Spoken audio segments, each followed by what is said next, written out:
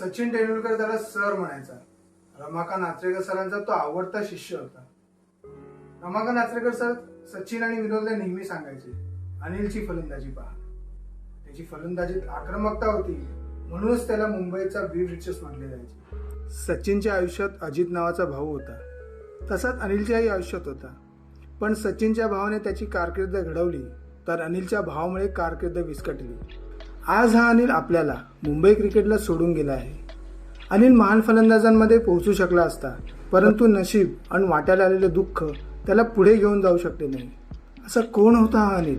नेमकं काय झालं जाणून घेऊया. मुंबई क्रिकेट वर्तुळातून एक अत्यंत दुःखद आणि धक्कादायक बातमी समोर आली. महान प्रशिक्षक रमाकांत आचरेकर यांचे लाडके शिष्य आणि ज्याला एकेकाळी मुंबईचा वीर रिचर्स मानलं जायचं असा माजी क्रिकेटपटू अनिल गुरव याचे निधन झाले. 80च्या दशकात दादरच्या शिवाजी पार्क मैदानावर आचरेकर सरांच्या मार्गदर्शनाखाली अनिल गुरव, सचिन तेंडुलकर, विनोद कांबळी यांनी एकत्र क्रिकेटचे धडे गिरवले. अनेकदा आचरेकर सरांनी स्वतःहून कबूल केलं होतं, अनिल गुरव हा त्यांच्या इतर सर्व शिष्यांपेक्षा जास्त प्रतिभावान आहे. त्याची आक्रमक फलंदाजी पाहून सरांना नेहमी आनंद व्हायचा. वेस्ट इंडिजचे दिग्गज फलंदाज वीर रिचर्ड्स यांच्यासारखीच आक्रमक आणि निर्भय फलंदाजी अनिल गुरव करायचा. त्याच्या बॅटिंगवरून अनेक दिग्गज फिदा होते. सचिन आणि कांबळीने अनिलकडून बरेच काही शिकल्याचं बोललं जातं. अनिलच्या बॅटिंगमध्ये असा काही जोर होता की गोलंदाजाच्या मनात धडकी भरायची. त्याची बॅटिंग पाहण्यासाठी मैदानात गर्दी व्हायची. स्टंपवर नाणे ठेवण्याची पद्धत, जिथे बाद न होणाऱ्या फलंदाजाला ते नाणे मिळायचे, ही पद्धत आपल्याला सचिनच्या बाबतीत ऐकली आहे.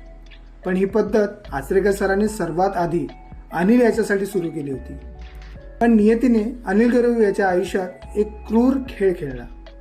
अनिल गुरव याचे करिअर त्याच्या भावाच्या म्हणजेच अजित गुरव याच्यामुळे उद्ध्वस्त झाले.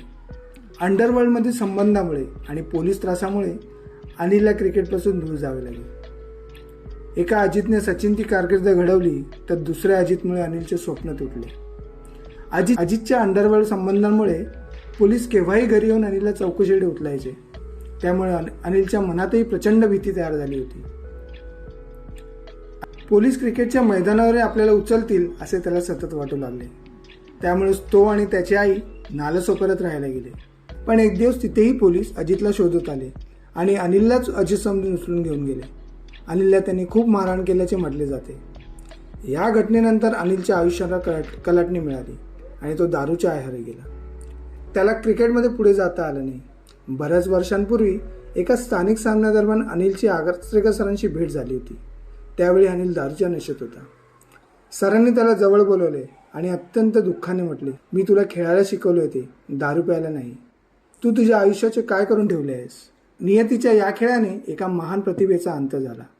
ज्या खेळाडूमध्ये जागतिक कीर्ती मिळवण्याची क्षमता होती, तो खेळाडू अज्ञातवासात जीवन जगला आणि आज जग सोडून गेला. तुम्हाला